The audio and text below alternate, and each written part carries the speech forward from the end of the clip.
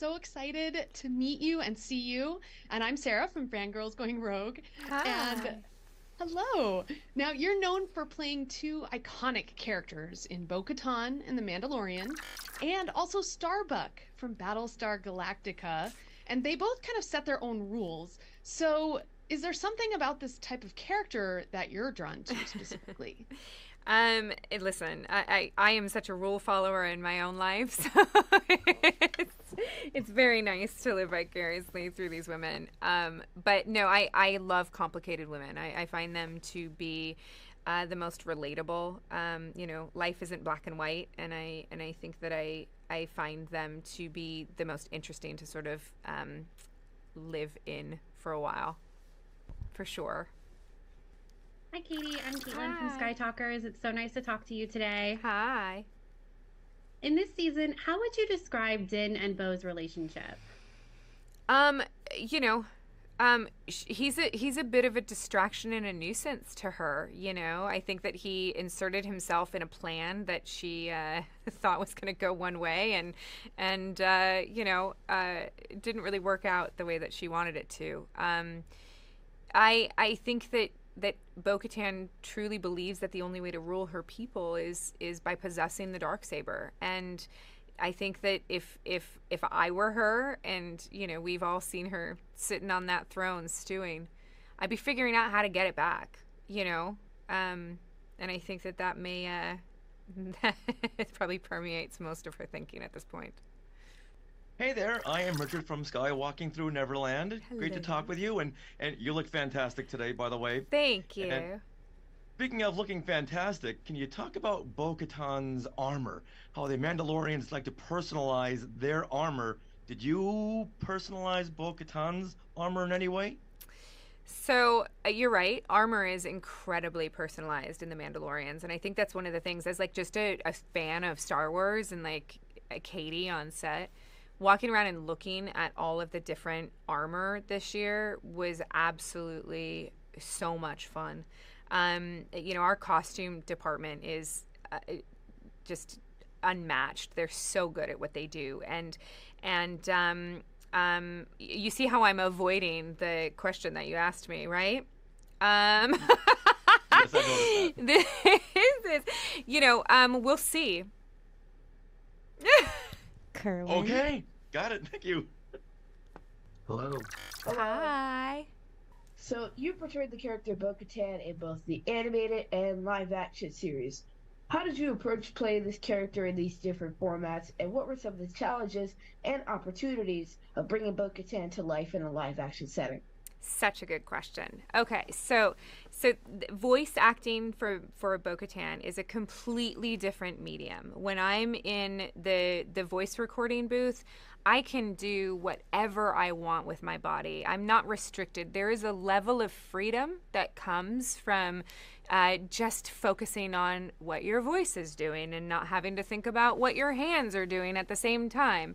And so then once I started playing Bo-Katan in live action, all of a sudden I had to figure out how she moved, how she walked, how she carried herself. What did her hands do? And what I realized from watching the animation and then putting on her armor and having played the voice for so long, what I realized is that Bo is incredibly stoic and she is purposeful with her movements. When she moves and when she speaks, it's very intentional. And so I had to calm myself when I played her and make sure that I didn't move as much as I do in the booth. So when I put the helmet on and play Bo-Katan, it is the closest thing. I love it because all of a sudden my face can do whatever it wants to, and I don't have to worry about that I look like Katie, who's like excited that she's in Star Wars. Hey, Brian with Full of Sith. I want to ask, you've talked a lot, even just in this interview, about being a big Star Wars fan, and I kind of wanted to go back and see if you could walk us through the experience in season two of getting to like be on set with Mark Hamill as Luke Skywalker.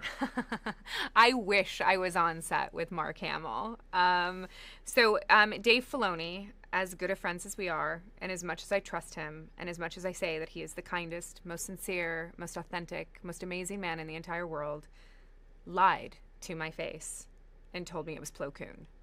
And I believed him because it was just an actor with dots on his face. And I believed him. I was like, Dave Filoni would never lie to me. Come on, we've been friends for over 10 years now. I trust this man with like everything, especially Star Wars. Lied to my face. So I was thinking it was Plo Koon until I literally saw the episode with you all, and I saw the green lightsaber, and I saw the cloak, and I went, stop it. Stop it. And I saw the X-Wing. I saw all of the things that you guys saw and was like, and texting Dave all at the same time. And all I text him was, Plo Koon? Question, exclamation, question, exclamation, question, exclamation. And then an angry face. He lied to me. Oh, that was really fun to listen to. Hi, I'm Dan Zare from Coffee with Kenobi. Hello. Hello there. So, speaking of Dave Filoni, what have you learned about as an actor and a storyteller from spending time with both Dave Filoni and Jon Favreau throughout this whole process? Yeah. So, I mean, talk about commitment to your work with Dave. I mean, he literally lives this. He knows this world better than anybody, probably better than George at this point. You know, and it's what he does with an absolute passion that drives him, and I love talking to him about it all the time. It's just a joy. And you know, from Jon, I mean, Jon is a master. I've wanted to work with Jon since I got into this business. He was like on my list of people I wanted to work with. He's just such a good storyteller, and he really has the ability to lead you on a journey and see the big picture, but focus on the small details. And he's just so good at what he does. Thank you. Do you think that Bo-Katan's sister Satine's life choices and her tragic death really weigh on Bo-Katan and maybe inform your performance in any way? Absolutely. You know, I think that one of the things that I think people don't realize is how young she was in Clone Wars, because we never really talked about it. And she was young and she was impressionable, and she believed, because she was literally raised to be the warrior in the family. Her sister was in government. She was the warrior. That was her place. And to take that away from the Mandalorian people, she did what she thought was right, and she aligned herself with people that she trusted. And by the time she realized the error of her ways, it was too late, and it cost her sister her life. I think that affects everything that she does. Every move she makes, everything she's doing now is to try and make up for that one moment. Hi, so excited to see you in season 3. I'm so excited. I really. Do you see Bo-Katan as a character who is after redemption?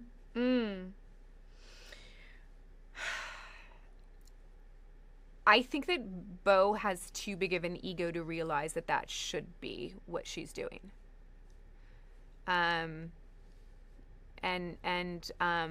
You know, maybe the having lost everything, and where we find her in the beginning of the season could put her on that journey potentially. Hey there, good to speak with you again. It's only been a couple of minutes. You've been to so many conventions, meeting so many fans. What memories do you have of meeting someone who either brought a tear to your eye or made you laugh really hard? Yeah. Oh my gosh, there's so many. You know, I've been doing this for a long time now, and one of the things that I always found to be incredibly important is going to conventions. It is part of the sci-fi world. It is part of the fan base, and I think that to deny that is a disservice to the genre. And I love going and talking to the fans and listening to what they liked about the thing that I did, or talking about some other project that we both think is really fun. it's something that's really important to me. And there's been moments that I've laughed hysterically. I was just at a convention and I told the story of basically how I, peed on myself in costume. It was fantastic. My suit is a one piece and I have to go to the restroom like normal person. And we couldn't get the whole thing off fast enough. And so they created a zipper for me to try out, and it didn't work. So we scrapped that idea and then just got more proficient at taking the suit off. So I try to make conventions fun, and I try to give away little tidbits of, information that people won't get anywhere else because it's, hysterical. Well, thank you very much. And you aren't the only actress who's peed on herself in a Star Wars film or TV show. Listen, when you are in all of this stuff, you're lucky if that's all you do. Hello, Katie. Hi. Hello again. Hi. Bo-Katan. Hi.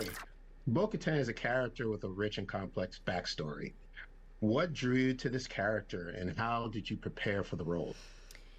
So originally when I got offered the role of Bo, it was a very, very quick conversation with Dave and sort of my team, and it was just like, do you want to play a female Mandalorian warrior in an animated series? And I was like, of course I do, and jumped at the opportunity. I really didn't give it a second thought because I was brought up on Star Wars. To be in Star Wars was like the pinnacle thing, that you go after. And so it was almost working backwards in the sense that, once I had the opportunity to play her in live action, that's when that work started coming in. And I started questioning all the things that she'd been through and what that looked like. And I started doing the work of an on-screen actor, which is different than, in my opinion, than the work of a voice actor. You learn the story just as well, but at the end of the day, it's my voice conveying someone else's words and story. It was what Dave wanted it to sound like. And then once we went into animation and I took a little bit more ownership over the character, I started really working and trying to understand who she was and where she came from and the decisions that she'd made in her life that sort of put her on the trajectory of where we found her in Mandalorian.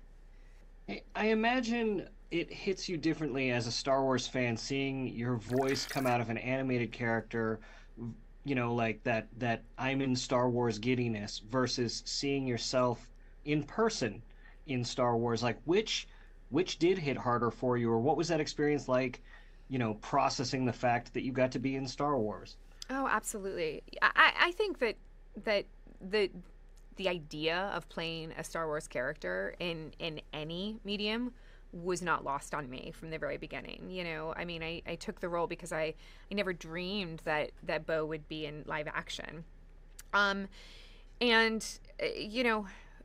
seeing yourself in Star Wars next to a Jedi, like it's just crazy. I mean, like, the little girl in me who watched, the original trilogy with my dad when I was like 6 years old, like, would have just died. You know what I mean? Like, she would have just, it's just such a cool thing. And I don't, I'd be hard pressed for anything to compare. So you talked a little bit earlier about your differences between yourself as a person and then, of course, Bo-Katan and then Starbuck. But I also am a huge Battlestar Galactica fan, so I'd be remiss if I didn't ask you some key similarities and differences for you between Bo-Katan, Starbuck, and also I loved you as Sarah Corvus in The Bionic Woman, too. Oh, thank you. I loved that show. Too short-lived. Yeah. There is a youthful angst to Starbuck that is exhausting. She is really trying to figure out who she is and where she fits in the world and what her purpose is, and she's fighting back against authority, and probably a little like Bo-Katan when we first meet her in Clone Wars. But I think that because of the tragic ending of Starbuck, we never got to see her grow into a woman, really, you know. And I think that Bo has all of these life experiences and all of these tragedies and all of these burdens and the weight of the, you know, self-imposed, you know, desire to lead. I think all of that has created this character that is incredibly complicated and heavy and tragic, you know. And then, you know, Sarah Corvus was just nuts. Sarah was just nuts. She was just crazy. And that was fun. Like, I loved playing her. I absolutely loved playing her. That was my first sort of like foray into superhero status a little bit, in the sense that she had superhuman strength, which was really fun to play. Thank you, everyone. Thank you. Thank you. Bye. Thank you for your questions. Have a good one. Enjoy the show. Can't wait. We're almost there. I know.